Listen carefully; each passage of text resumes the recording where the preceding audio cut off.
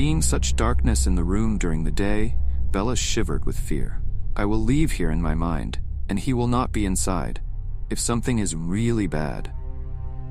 Thinking about that, he stepped towards the door to leave the room. That's when he heard a humming sound from behind. As soon as the word came to her ears, Bella shivered with fear. He hurried out the door without stopping for a moment. It was as if his heart was about to burst out of fear. As if he will have a heart attack now. He realizes that his dream may be coming true. He may have survived for a while. But in a moment he thought of one thing. If that evil jinn really stayed in that room, then he should have been attacked for so long. Because he went to her on purpose. So why didn't the jinn do it? Just thinking about it made him curious. He entered through the door again. Gathering courage in his heart, he looked for the light switch in the room, and said in the vibrated throat, "Who is here?" Hearing his words, the room suddenly became silent. Bella stopped there. Looking around, there is nothing but darkness. If he enters dry with fear, that's when the humming sound got louder again. Now it seems that someone is trying hard to get rid of something. He tried to speak, but could not speak. Bella quickly found the switch without delay. As soon as the light switch is turned on, the surroundings become illuminated. Bella looked back and saw Leo tied up on the floor. He has black marks all over his body and face, as if someone had beaten him a lot. Seeing his condition, Bella rushed to him. He lifted her head in his lap and opened the gag. Immediately, Leo started breathing heavily. Bella started untying her hands and feet without delay. When everything was opened, he hugged his chest and cried, "What happened to you, Leo? How did you get here? You went to your father's house a little while ago, so how did you end up in this condition?" Leo cannot answer her words, just panting loudly. He looks very tired. His body is so bad that he doesn't even have the strength to stand up. Bella doesn't know what to do. Meanwhile, there is no phone to call anyone. In the end, Bella pulled Leo up with all the strength of her body without seeing any other way. Then he took his 2 hands on his shoulders and dragged him out of the room with great difficulty. Slowly put him on the bed of a good room. By then, Leo lost consciousness. Seeing the condition of his whole body, Bella was very nervous. Because Leo's whole body is sore, it can be seen that he has not eaten for several days. Bella quickly went to the washroom without further delay. From there, comes back with a bucket of water and a good rag. Then Leo takes off his clothes and wipes his whole body well. He tries to regain consciousness by sprinkling tears in his eyes. But nothing can bring him back to consciousness. He realizes that his condition is not very good. You should be taken to the hospital immediately, but she can't figure out how to take him to the hospital alone. As soon as he remembers the doorman, he steps up to go out. But then he felt that Idris should not be left alone like this. Because as far as he understood, Leo, who was with him all this time, was actually the evil jinn, who wanted to do something bad to Bella with Leo's appearance. He thinks about something in his mind. Thinking quickly, he went to the washroom and came back after ablution. Then recite 3 Qul surahs and blow his whole body. After reading Ayatul Kursi, he closed his body with a fan and returned to his room saying Bismillah. From there, he took a set of Leo's clothes and went back to the room after calling the doorman. Leo is still unconscious. He quickly shed his clothes without delay. Then, with the help of the doorman, he got into the car. Meanwhile, the doorman asks several times what happened to Leo. He went out a little earlier, so how did he get sick in the room? Bella does not reply to his words. Directly left for the hospital with him. On the way, he took the porter's phone and called his father and asked him to come to the hospital quickly, but do not tell the reason. He also asks if Leo went there to get the phone, but Harry said Leo did not come. Seeing Leo, the doctor at the hospital said he hasn't had a single drop of water for a few days, and he has been tortured physically. That's why his whole body is in this condition. He is also mentally broken. Bella was very surprised to hear the doctor's words. He does not understand what is happening with him. Is he not Leo who was with him in the form of Leo? But is he that devil jinn? Is his marriage with the devil jinn? Thinking about these things, his head began to spin. The doctor said the words and left. Bella went and sat on a nearby branch, thinking about all the events. In a while, Harry gets there. Seeing the girl sitting quietly, he quickly came there and asked, "What happened, Bella? Why did you call me at the hospital? And why are you sitting here like this? What happened to whom?" Bella looked at her father without answering her words and hugged him and started crying. Harry was shocked to see her crying like that. He excitedly said, "What happened, Bella? Why don't you tell me what happened? What are you doing in the hospital, and why did you call me here with such an urgent call? What happened to whom?" In response to his words, before Bella could say anything, the doorman came forward and said, "What happened to our little gentleman? He is very sick. His whole body is sore. It looks like he has been tortured a lot. Madam brought him to the hospital." Harry was shocked to hear the porter's words. Taking Bella away from him, he asked in a serious voice, "What happened, Bella? Tell me everything. You have hidden a lot from me. Please don't hide anything more. You don't know that you are facing so much danger today because of your hiding. Please tell me everything, Mom, like this. No more danger." Bella now wipes her tears. Bella looked at Harry and took his hand and entered the cabin. From inside the cabin, he approached Leo. He is now sleeping in the bed. Bella looked at her father and said, "Dad, I don't know if it's right to tell you the facts or not, but I can't hold it in myself anymore. I'm tired. I didn't have the courage to tell you everything. Because if something happens to you after telling you, but today, no more. Not afraid. I want to tell you everything. It will happen." In response to his words, Harry did not say anything. He stared at her. He nodded and agreed to say everything. Without further ado, Bella told everything while crying. All the events that happened 2 years ago till now. Now she doesn't understand with whom she got married. Did Leo actually marry Bella? Or is this Leo just a djinn in disguise? Bella burst into tears saying everything. Harry is still standing silent as before after hearing all the words. Bella now wiped her tears and held her father's hand and said, "Do you know, Father, why I did not tell you these things for a long time? Because that djinn was scaring me. If I tell you or anyone else, he will immediately bleed from his nose and mouth and die. How can I ask you to die like this?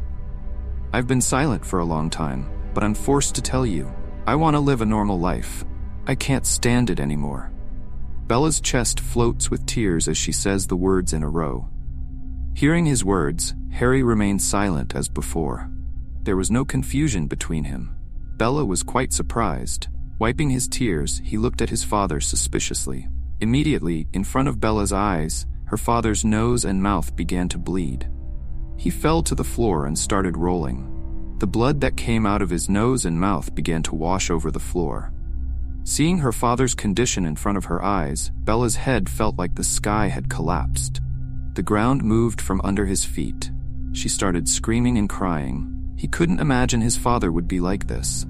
He quickly opened the door and ran out to call the doctor. Screaming and crying, called the doctor and returned to the cabin. But he was not at all prepared for what he saw when he arrived at the cabin.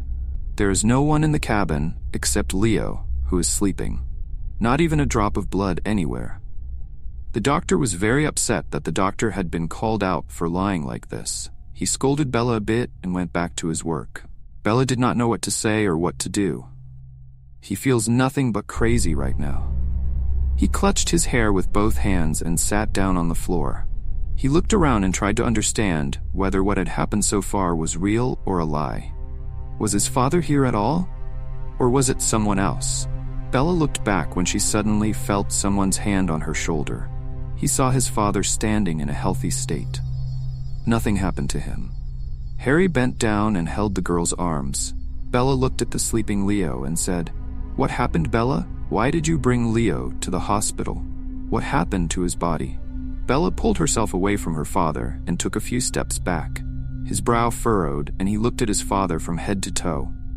He does not understand at the moment who is his real father or someone else. He doesn't know why and doesn't want to trust anyone else. He feels crazy. Harry was upset with her daughter's behavior. Again, he approached Bella and said in a stern voice, "What happened, Bella? Why are you not answering my words? What happened to Leo? How did he become like this?" Bella did not say anything in response to his question. Harry looked at Leo with silent eyes for a while. Then he closed his eyes and fell down. Immediately, Harry caught him. He started shouting to the doctor.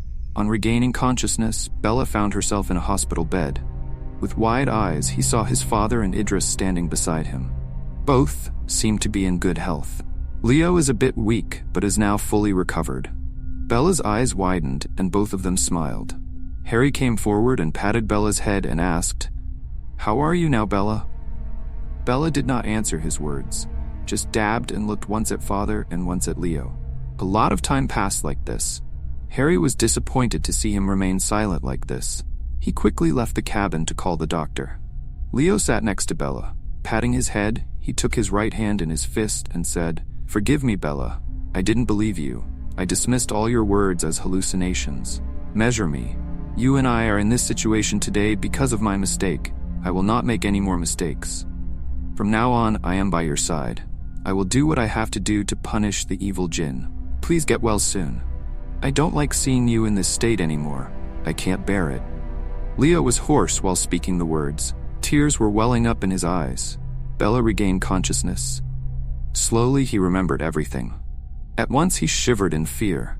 He tried to sit up somehow, but his body is very weak. Bella sat him down.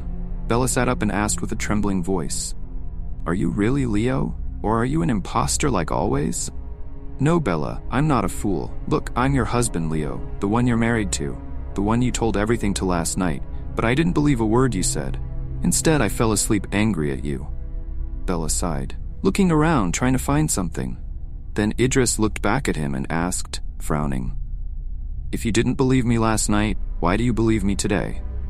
On the morning after the wedding, when I wanted to come to you, you ran away from me and came to the drawing room. Do you remember?" At that moment, I was sitting in the room thinking, why are you playing hide and seek with me like this? Why are you running away again and again? And why are you making up stories about Jinn? So I went out of the room to ask you, but I was not ready for what I saw. It was like you were sleeping in the drawing room. I could see myself in front of me. I was very surprised. I thought it was wrong. Before I could ask him something, the man came to face me with his hand. I don't know what will happen to me. I close my eyes. After a while, I find myself near the storeroom where you found me. In an instant, my world turned upside down. I was shocked. My brain could not take in anything that was happening in front of my eyes. Again and again, I thought that these were my hallucinations. But no, it was all true. Before I could ask the man again, he grabbed my hand again. In no time we reached the roof. I planted many flowers on the roof for you, which were normal flowers, but that man did something before my eyes, so that every flower changes and all kinds of strange flowers come out. I have never seen such flowers anywhere. I was very surprised, looking at him frowning and asking, "Who is he?" Without answering my question, he laughs out loud and assumes a monstrous form. I have never seen such an ugly face, such a terrible form. I was so scared seeing him that I took a few steps back screaming in fear. But then I noticed that no sound came out of my throat.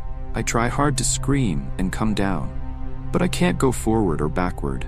I feel like I'm frozen in there. The figure stood in front of me, grinning menacingly. Then he looked at me with his fiery eyes and said hoarsely, "Why are you afraid of me? You don't believe in Jinn. Then why are you so afraid?" After saying this, he started laughing louder. The sound of his laughter made my liver tremble again and again, yet I restrained myself. I mustered up the courage to ask, "Who is he?" In response to my question, he stopped laughing and said hoarsely again, "I'm a Jinn, a very bad Jinn. I killed 2 people because I was about to marry Bella." Hearing such words of the Jinn, my hands and feet feel cold. I don't know what to do at that moment, but I understand that nothing you said to me was false. Everything is true. And those 2 boys you mentioned also killed the Jinn. Seeing my own death before my eyes made me feel like my heart was about to come out. Fear is so bad that it is beyond words. Seeing me scared, the Jinn started saying again, "Why are you afraid? Are you afraid of your own death? You are right where I killed those 2 boys just because of marriage with Bella. Then you married her. How can I keep you alive? You will also die. Your death, it will be more painful than them." Saying so much, the Jinn started laughing loudly again. I can't say anything else. I started crying in fear. Then the Jinn came straight into the room with me. He tortured me a lot there. hands and feet tied to the face, and started hitting invisibly with something like a whip. Unable to bear the injury, he passed out at one point. Then when I regained consciousness, I found myself in a dark hole. I didn't even know it was a room. I understood after sensing your presence. Leo stopped after saying so many things at once. Then he sighed and looked at Bella. Bella was looking at him, dabbing and listening to the words. Tears are falling from his eyes. Leo patted his head after wiping his tears and said, "Don't cry, Bella. It's done. Nothing else will happen, inshallah. From now on, you and I will fight the jinn together. I won't let any harm come to you." "I'm not crying for myself, Leo. I'm crying for you and my father. It's only because of me that you have to suffer so much. I don't know why this jinn is following me. He's made my life miserable. I want freedom from this jinn. Sometimes I want to kill myself. Even if I can escape from him, there is no way to kill myself. I have survived several times." Bella burst into tears after saying these words. Leo patted his head and wiped away his tears. "Don't cry, Bella. Everything will be good from now on, inshallah. We will see what can be done with that jinn. You take a rest, don't worry. Father may have brought a doctor." Both remained silent after saying this much. After a while, Harry returned with the doctor. The doctor saw Bella and asked to take her home. Bella is now fully recovered. Just told him to keep tension-free. Harry and Idris returned home with Bella in the afternoon. As soon as he came home, Harry made a phone call. Then he looked at Idris and said, "Leo, you will not leave Bella's side for a moment. Even if she needs to go to the bathroom, you will take her with you. The two will not be separated for a moment. I called one. She will actually know the rest. And yes, she will go somewhere from here. No, I'm coming." Saying these words, Harry got up from there and went out. Leo sat quietly beside Bella. It's been a while. After a while, Harry came back and stood beside them. Then he said in a serious voice, "Hurry up with me. We have to go somewhere now. We can't sit here any longer." Hearing his words, both of them frowned. Leo said in a strained voice, "You said a while ago not to go anywhere from here. So where are you asking to go now, Father? Do as I say. I don't like so many questions. Come with me." Saying this, Harry went outside. As he said, Leo also stood up and stepped forward to follow him. Then Bella held her hand and made her stand up and said, "Don't go, Leo. Stay here.